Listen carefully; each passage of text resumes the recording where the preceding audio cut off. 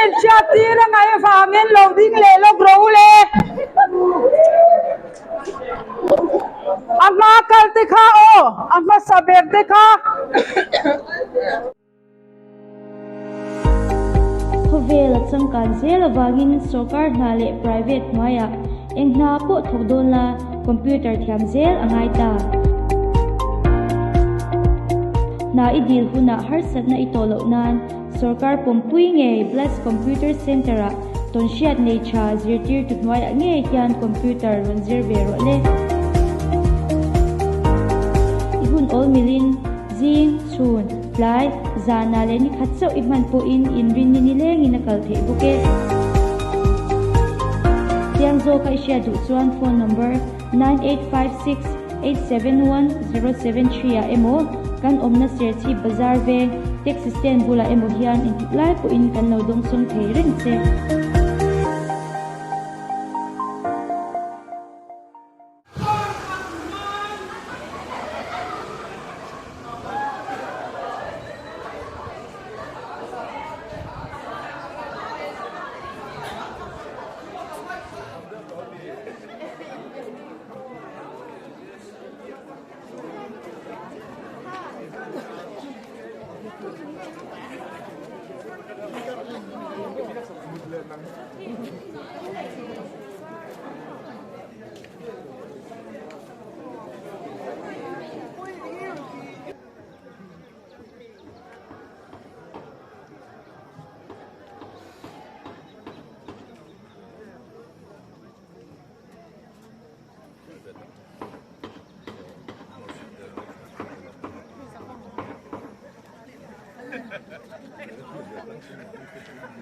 Oh.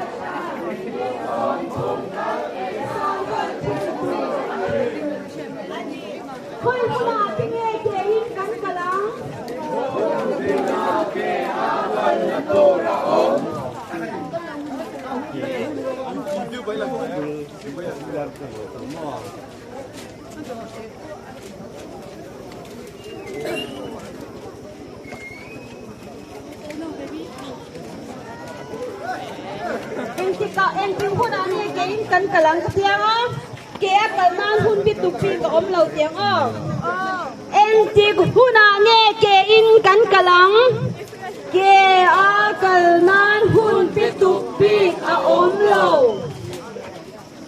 cái cần tâm hi anh ấy chủ na cái cần hiền nát nát buồn kia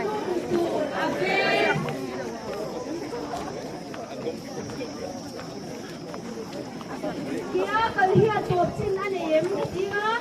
kia cần hiền chín đàn cho các chú em xem xem đi tiếng ó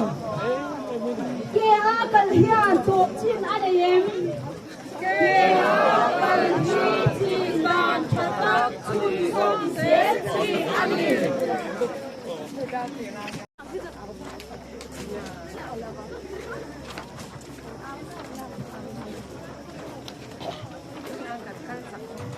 vui nào mipuite thong kia để nghe căn ti Walkathon căn thong Walkathon thì nghe chủ na mipuite căn lâu thì xe nan công căn lâu thì xe sop nan nghe thì thành đăng căn này đi khata minit song thum dan in soi chin tu ani khoi huna tinge ke in kan kalang mun tila ke akal na tu raon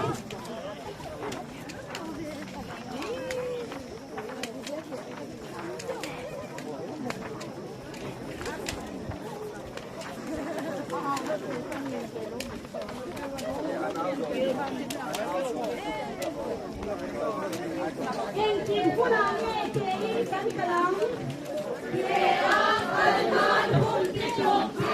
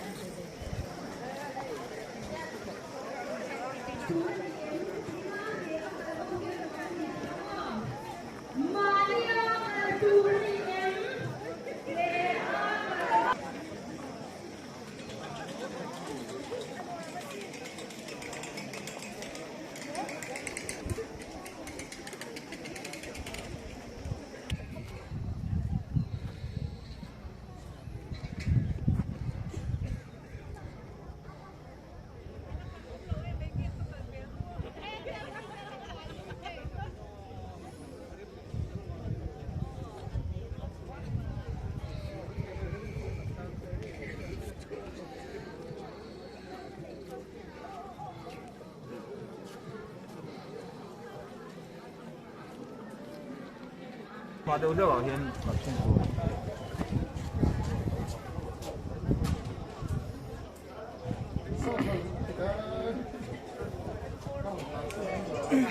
Walkathon stakeholder say so my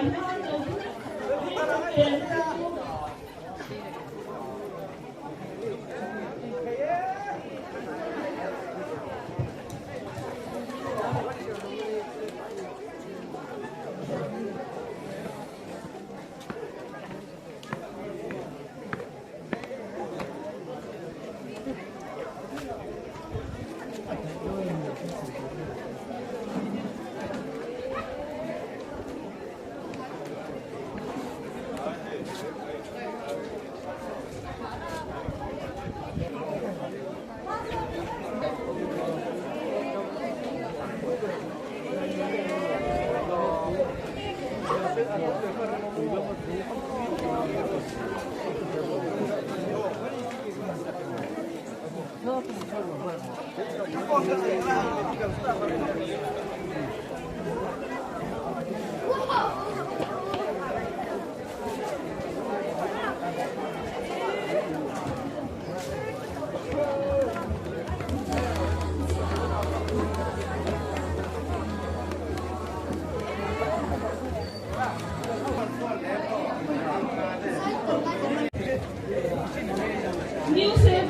ปัทมาวันกันเตียงอันเราเห็นหน้าโจทิ้งคงสนให้มันนั่นยัง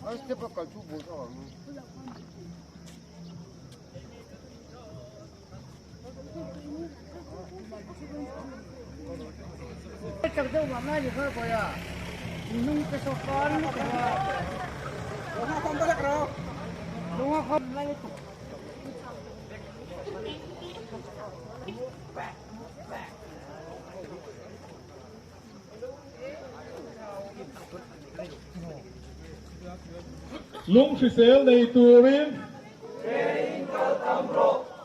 bi pisang he turin bi pisang he turin ilo Hrisela ilo dam reinan ilo Hrisela ilo dam reinan ni tin minute som thung tal ni tin minute som thung tal zoom thum ne turin zoom thum ne turin zoom thum ne turin lung Hrisel nei turin lung Hrisel nei turin bi pisang ne turin bi pisang he turin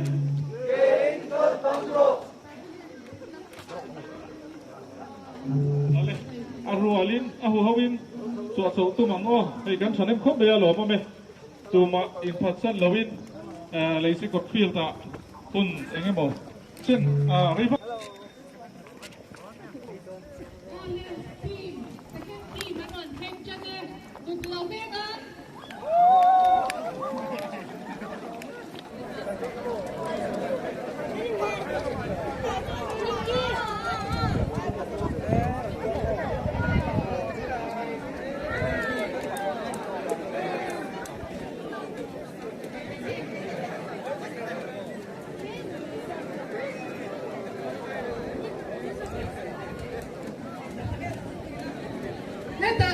Tuin turkha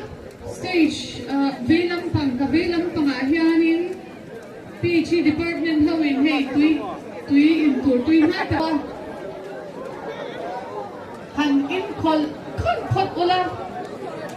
tichuan boina Walkathon na tel ho zong pitla on the closing function so hian refreshment tui hata in dong vek dona keychain te pok na sem dur te oma kan dong cheu don ya ko ma hol lovin atop karna na kan te kam lo don ya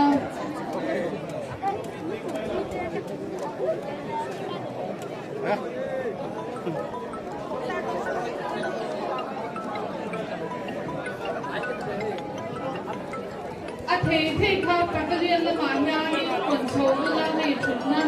ala ong tur long me la izin ka sei hila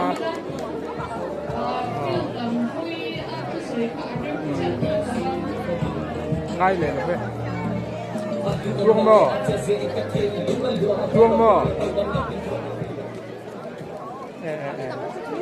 có giờ ok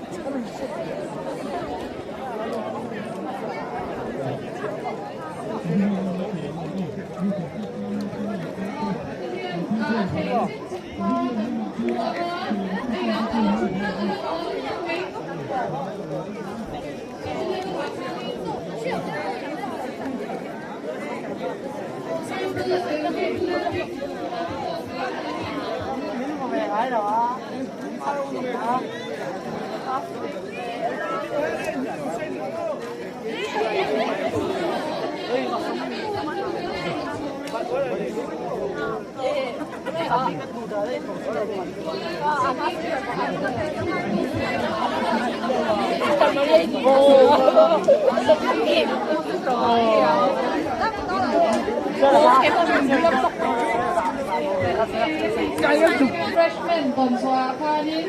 road call này từ ra đi SU road call này còn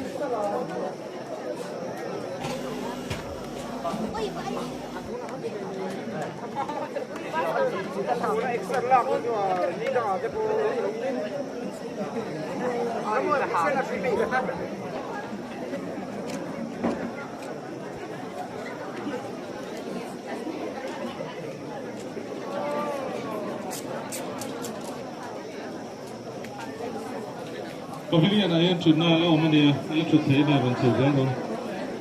vẫn sầu dáng đâu.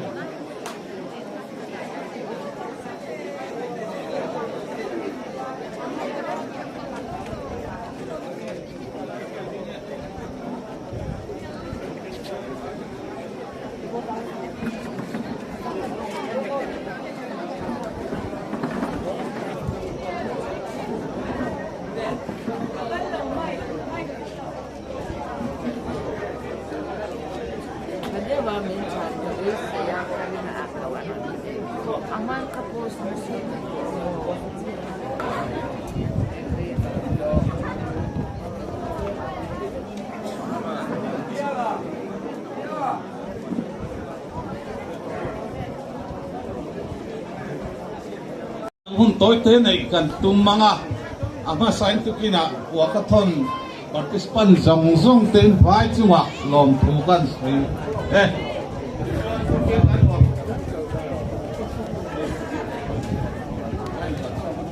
hello tokin kan Walkathon a khan hey tisa ta chuang ang hian work for health ania ke kaltam hi Hrisel nan ania ke kaltam hi Hrisel nan a poimo ti le atum pakhat bera chuan NCD kan ti non communicable disease laka awareness kan nei thatna na ti ni a non communicable kan ti chuan kan fiat lara chuan zun thum le BP sang akoka heng hil a mi hring kan kaltam hian heng NCD natna laka hian thui tak min veng ani wena kan fiat chu hei stroke ka thina te heart attack ka thina te la tam ema khang ho kha awareness kan nei thanna mi puin wena kan Walkathon in chu atum pakhat ani ti chuan he Walkathon hi Mizoram system strengthening project atanga min ron ti sakani hei an mani povina mi palilai PMU tangin an local an ron tel ani tiang chuan Mizoram Health Strengthening Project ka hian thil tam tak office bung ruate kan leya kan building ti chang kan hrim te po akeng veka tun kumli chunga min tuam hlom tu ber alo ni ta a ti chuan a tumber chu National Quality Assurance Certification ani a tiang chuan chu All India a namdoin tha te na zong puitin tura minor tu ni a tu na hian East Lungdar PCC chu national certification a dong to a tu na hian kan PCC dang le Thenjol kan CCC te district hospital te national certification turin thei top chuin kan tang le a hai kum khata lo ma he project tan hen chu mi chung chuan kan thlin ngai po kan be sei ni chu wang tu kina hian Mizoram Health System Strengthening a kan project kai hui tu te aizol tang local te chunga po long thu kan soi ani la chu zong chu soi thui lo tai la tuna kan pu polel khuma deputy commissioner Serchhipah khu soi turin kan some le anuam hle mai wai zinga hei tizat kan kal khom theya kan in khor chuak theya in chunga ma sain committee kan nei na angin lom thu kan soi ma sadua kan keima ni lam team ti mai te ang college peng atanga ron chuak te hi kilometer thum le point sari khat 71 kan ron waka darkar minute sombruk vel darkar khat chia vel kan ron waka chuanin calories kan burn hi zani somli pathum ani keima bi ka ni chu chulai chu kan record dua helam bazar toron kalkha karon compensate sak ve deu chu mo katia chulai chu kilometer thum ga chu kan pel za ani tilai kha kan 2.3 ni chu kan champion ani chu helam team photana eng poni se voina kan chairman te pusom te our PMU team from Hrisel kan lo welcome chewa in chunga po hetiang in organize we are quite elated and we are very thankful as a district kha anena kan soi ve duwa tu soi tam na hun po ani chia lowa ma sengin phek thum ka prepare kha engte ka kai toy don o ka tia eng po ni se ti hen ka tranang mission hi kan piana nu chula tonga kan ron chua trana thok kan han lak tran hianin passport kan nei halani eng passport nge kan ti chuan thina passport pakhat ani ta ni chu wang chuanin apiang to chu le nun na nei apiang chu kan hun ruata chuan kan kaldona he thila wang hianin nun na hi atoy ani chum ron langa kan le mei angani kan ti thina chu kan nun na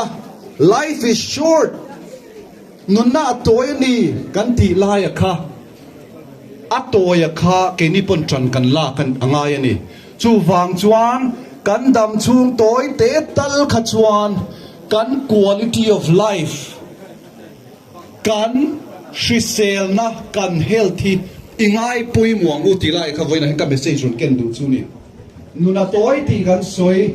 ma se atoy kha chu quality thali ki thote nu ti lai kha ek tin nge chu lai chu kan ti thotam kan ti chuan ek tin nge le voina kan thil ti te hi just 30 minutes of walk every day kha khanin kan nuna kan Hrisel na kan quality of life tam takin min hong the ni ti lai kha kan sia ta maya sia thar leila kan ron sia kan sia to ni ponin in fui thar le u ke ma ni me ni lo kan chiam te kan chenom te kan du sakate kha ti lai kha voina hialin karon soi du a chuanin reilo te kan soi le lok du a chu benefits of walking for 30 minutes ni china pokaron au chau pui dum duma kan min suai tu kan VCP New Serchhipah pe ka chuanin min au sual puya zum thum nei du tan ni tin min som thum wak ro mi ti puya ni ke ni la ka lo au sual ve man pa khala e te kha ani mom dar viau ni ti lai kha kan sui duwa eng po ni se pakhat na chuan minute som thum tal ni ti ni wak chuan minute som thum tal ni ti ni wak chuan ilung ta na tha ti lai kha ni china po kan on wak ka heartbeat hi ke na average hi 166 ani chu kom pa ngai chuan in ka average heartbeat hi somria ta tanga somkwa khatia khan om chawani somkwa ni chawta pui kwa nga te chu ta ni ong sia ka ti chuan ka taksa ka chet kha chuan ka heartbeat ka lung phu po arangani chuan ka thisen kha ain pam chakani kha thisen pam chak kha ka wa chuan boruak thiang lim kala luta ka chuak atangin boruak tha kha ka thisena ka ha thruin ka thil kalung thrui kalung kaltlangin ikhanin ka thisena boruak tha le cho cha nutrients kha alut ve ni khatia lu chuan kathisen la kalung thu a han chak chho kha kathisen kha katak sa pen sang ka blood vessels mangin a in sem dara mo kha nin katak sa energy min pe a panina chuan katak sa pe nga katimur ka tissue te ka cells te kha nin kha kathisena bo enge oxygen kha lo la chuaka kha me chia tan phei chuanin lang yang rin du chuan mo mel no pang rin du chuan in ti fo le zual ngai ni mi pa po ni tho chu wang chuanin I uak tamang u ti la ya kha I kan soi du a chuanin kan rural tan po thani kan rural la che tam khan kan join se khati nga kha an ti tra a chuan helai pakhat ka stress lenga kan concentrate vak lo in ka ria chu wang chu ka soi tam lo me yang kan soi le do chu diabetes chung changa khanin zun thum hi tuna hianin kan on wak chowa kan kabula wak po kha alo in confess dewa ka shiat main zun thum hi kalo nei ve chan der me a lo thia chu wang chuanin wak hianin zun thum laka nasatkin min pui bom min ven thi ti hi ka soi do ni om zia chu cho kan e ti ro cho kan e a a chen te chuanin khor thum khor li he no pang de pe khor ngai le e mi the kan han e chunga kan chuwa kha kan pumain digesta chuanin kha carbohydrates te kan sia ti ro kha kan taksa ake som tha carbohydrates kha sucrose fructose kan ti kami sugar kha kan thisena aron tling tam ta ni chu tling tama chu exari lak lowa kha kan thisena blood sugar chakna om ti mai tiang carbohydrates ho kha kan tak sa pen kan cheta kan tak sa tissue cells in alo lak chwa velo kha chuan zun thum na chance kha asang ani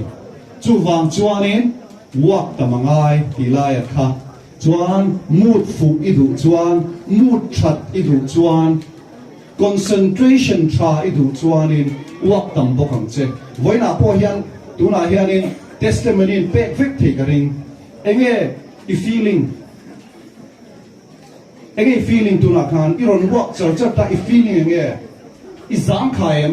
yes izam khayam boya nang pon yang tiro kakanga tinge kan ti chuan scientifically chuan exerte kan wak tha chuan kan thuaka mo neurotransmitter kan ti serotonin ti te mo dopamine ti te kha kan thuaka khanin aronin secrete ani aron chuaka ni khanin mood that na te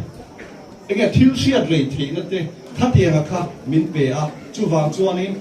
ni tin voina kal hi chuanin ka wa kang ti hi commitment siam amu ti lai hi karon ngen du chuni a chuwang chuanin voi khat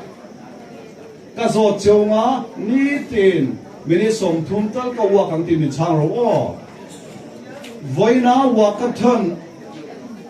vulkan chana wang hian voina changa tun nuwa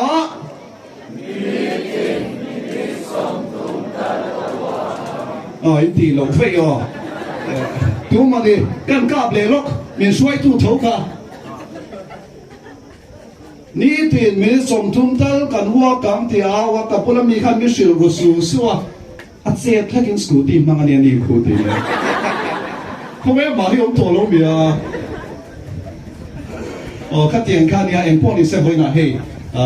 hun tra kan ne ya e zo ram thalai te puitling zok te upalam te kan lo lim zoka kan lo Hrisel zok theinan he exercise thatak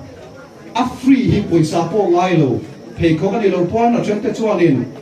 crocs te pon kan wak mai kha imang chong ka yang u I wak sham u ti hi ka thurun ken ani ek lo me ai mong le mai le ton chun zai turin hobian tua so mong le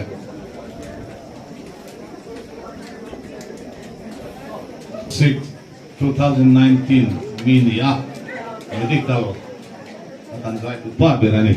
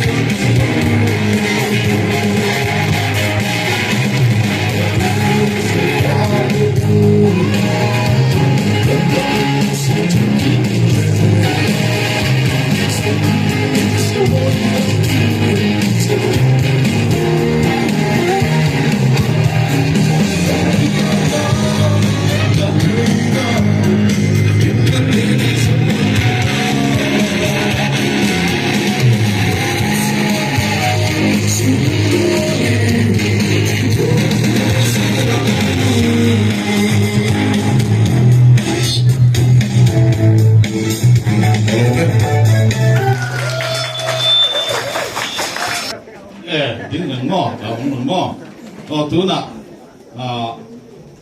to say toilet to Rimanson, badminton, national under 17, double ranking number 1 to say to Rin and Som Leange.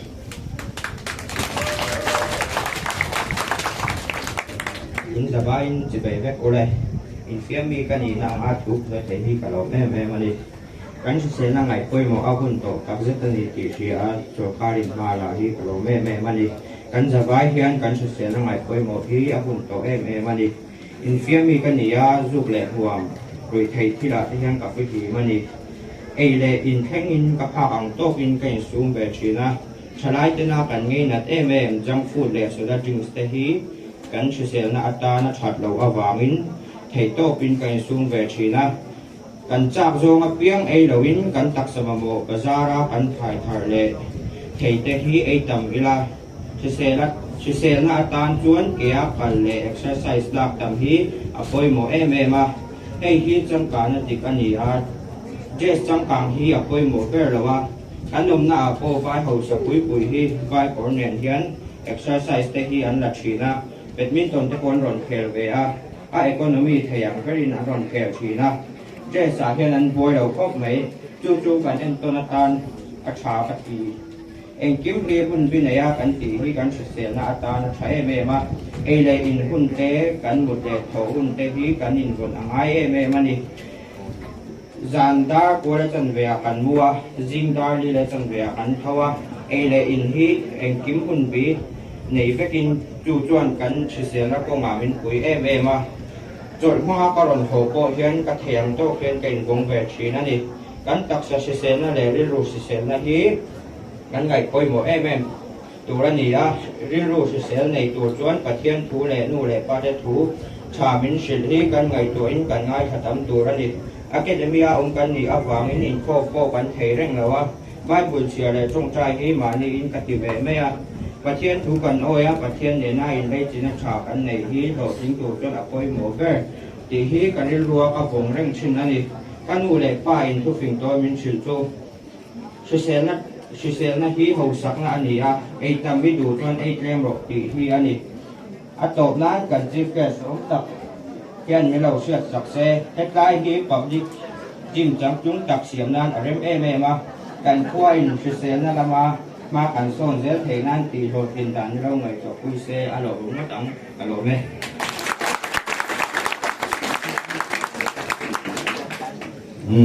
mà sớm lười thì tôi kiến cần Walkathon đã nằm ambassador anh ấy cái cần hậu tôi cái giờ trong lâu các cái team yêu trong lâu các cái calendar run cái nát lem bom kumania ki ama mo adu tan na kina lak thei anh ấy don đi su lấy tôi là concluding part tôi sẽ kêu lên Dr. Bedfield nun kêu anh DHQM Serchhipah District Hospital Quality Manager Serchhipah Hospital sẽ tôi sao mang lên tu kina local không giống giống thế sao phải căn bộ về cho lòng số số đó cái này mai university tiền na tối tết hành này lúc cái đó cái program man make đặt na cái số thay đầu tiên là cái hình quyền na để institute na ta na Walkathon ngày qua suốt tu cái gì ngà lâu cho thấy lâu mấy mình cái lòng huna không ngày cũng cái lâu lòng đó nè. I would like to introduce a special person who proposed Walkathon, a healthier lifestyle to promote awareness and prevention of non-communicable diseases, Mr. Philip Kumar from World Bank Trust. It's one in Mizoram Health System Strengthening Project, Health and Family Welfare, talk to Dr. H. Lansoy Moya, Community Mobilization Specialist, talk with Miss Zosam Kibele, Miss Ruth Lal Opuite, Chuma Loktu and Sri Doka Hilaima program below country abangin Loktu and Sri Takyo Ani. It's one in Revania, Walkathon Holding Takin, and at Monte Ania, who can maintain the Turatana, Kong Kimapa Milak Saktu, and Deputy Commissioner Zone, the District Level Coordination Committee on Walkathon 2025, and Chairman Nibok, Kupo El Kumachuma, Loktu and Soya, in Wena kun hinman pui tura kan sorte tangwal biak lua yutai kan top 6 ang hisong kakwale National Badminton Under 17 global ranking number 1 tangwal mal song lua tachunga longpu kan soye boka tin he program kan man na tura tana department le NGO shak sanga tanga kan chudim ai taka ma minla pui tu district level coordination committee on Walkathon 2025 members Superintendent of Police Office, Serchhipah District Education Officer, PhD Department, Government Serchhipah College, District Institute of Education and Training, INPR Department, in Sub-Headquarters, WMA, MHEP Sub-Headquarters, MJL, MZP, Minla, Kuinale, Tohona, Abangin, and Chua, Longpo, and Soibok, and in Atoka, Chuan, Walkathon 2025, kia ka runpui lo ki lo min tu me lo thuk chho zo zo te din zo mai chunga thinu le tak je din lo thu kan sei tak me me wa